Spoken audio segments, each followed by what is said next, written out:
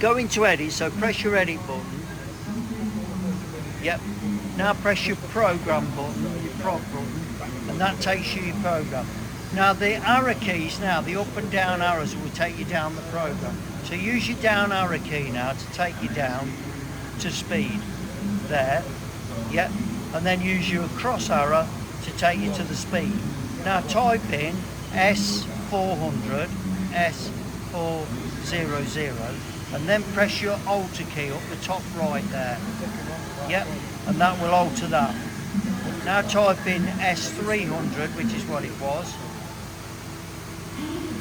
and press your alter key again. That takes it there. Okay, and then you'd hit your reset to take you back to the head of the program. So press reset, back to the head of the program. If you wanted to alter the other speed, which is the threading tool, all you do, you can either use the page key, so if you press the page key, that will take you to the next page, and you'll see down there, can you see that S400 down the bottom?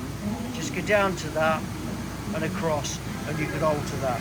So they're the two speeds that you might want to alter, okay? And all you do then is just hit your reset, take you back to the beginning, and then when you switch to auto, you're automatically at the head of the program. But you should always check that before you run it, that you're definitely at the head of the program.